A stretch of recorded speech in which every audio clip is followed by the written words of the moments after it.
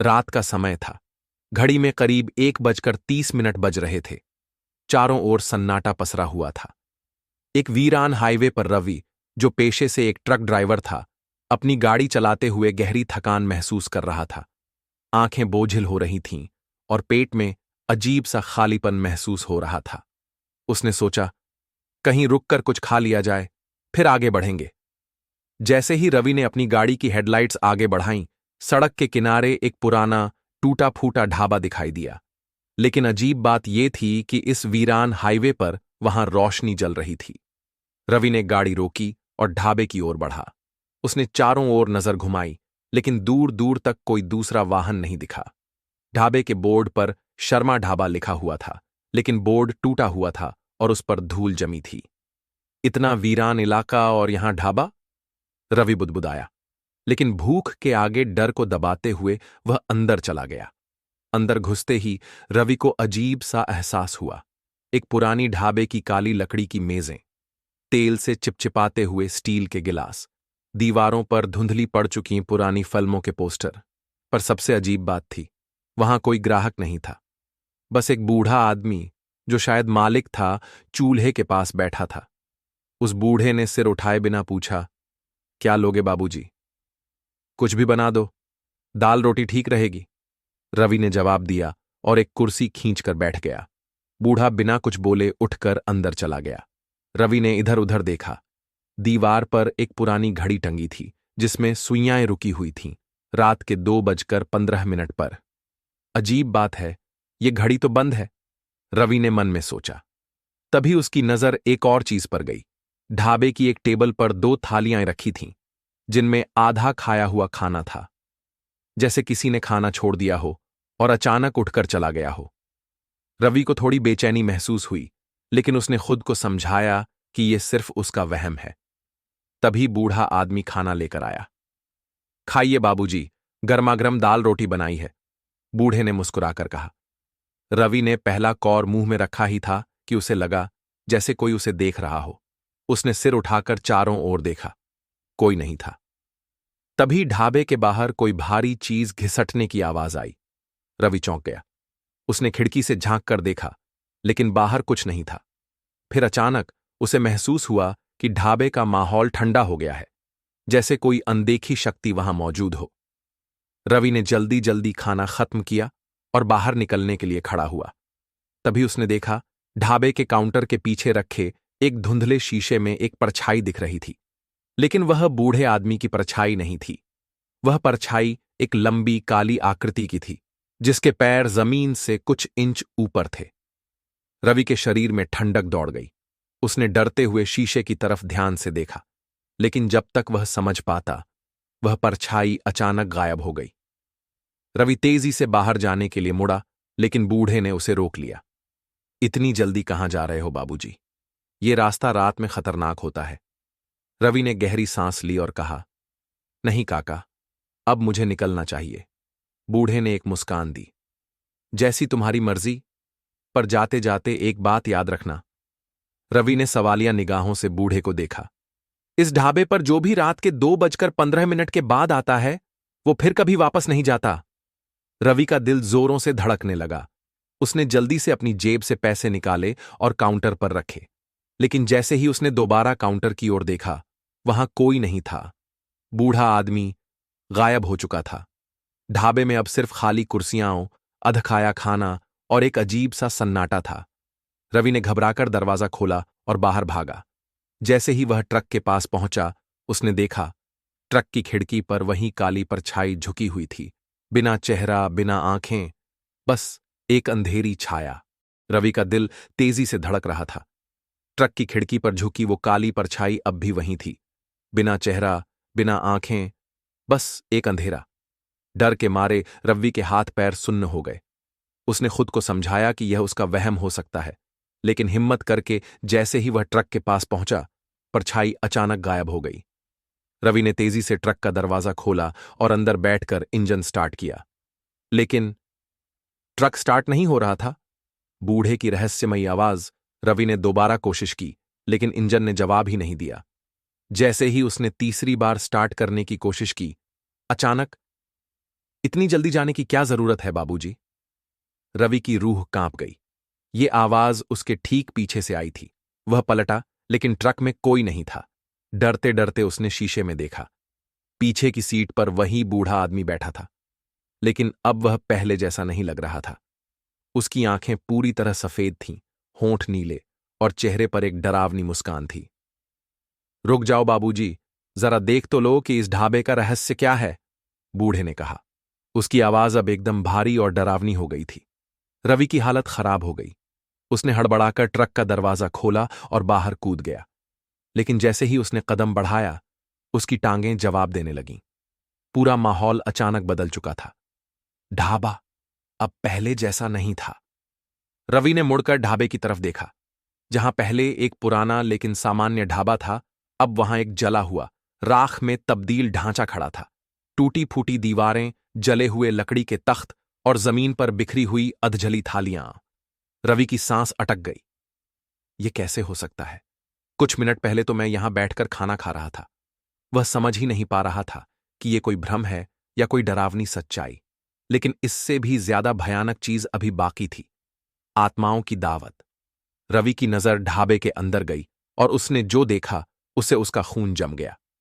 Table पर कई परछाइयां बैठी थीं। वे इंसान जैसे दिख रहे थे, लेकिन उनकी आंखें नहीं थीं। उनके हाथ पैर काले धुएं की तरह हिल रहे थे और वे खाना खा रहे थे। लेकिन खाने की चीजें कोई सामान्य दाल रोटी नहीं थीं। उन थालियों में मांस के टुकड़े थे और उनमें से खून टपक रहा था। रवि को समझ आ गया कि वह किसी इंसानों के बीच नहीं, बल्कि किसी भूतिया दावत के बीच फंस चुका है। तभी उन आत्माओं में से एक ने धीरे धीरे सिर उठाया और सीधे रवि की ओर देखा। तू नया मेहमान है? वह आत्मा गुर्राई। उसकी आवाज गहरी और डरावनी थी। रवि ने सिर झटककर खुद को होश में लाने की कोशिश की। नहीं, मैं यहां गलती से आ गया था, लेकिन अब बहुत देर हो चुकी थी। रवि की मौत तय है।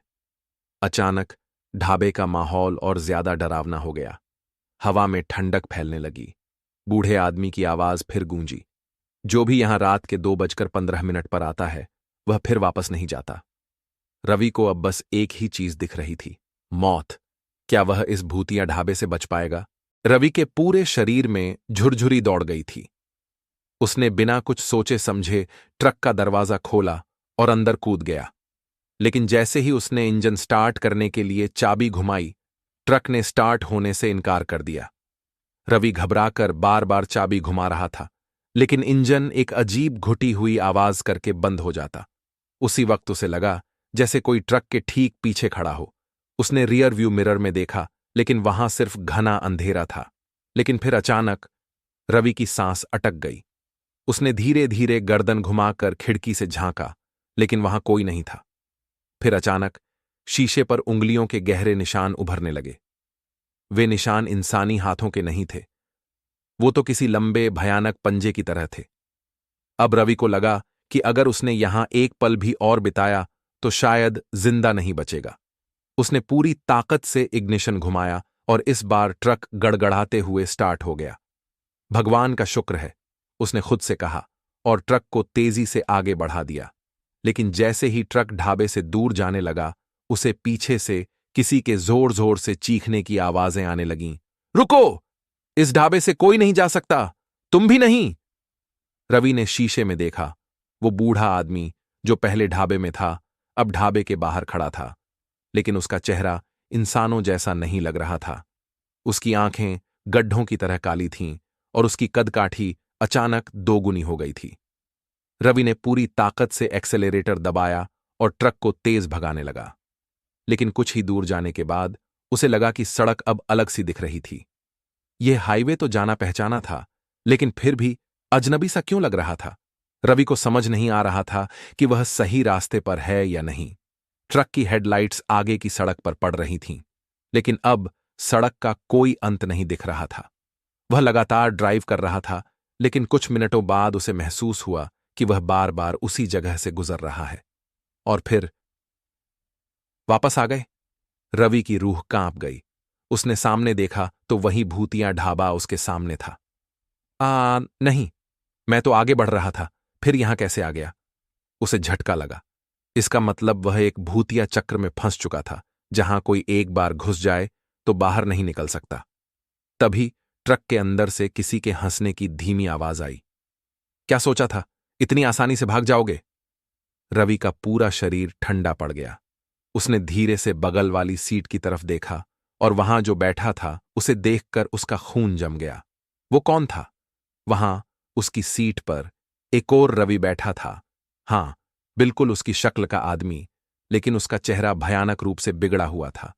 उसकी आंखों से गाढ़ा काला खून बह रहा था और उसकी मुस्कान बेहद डरावनी थी।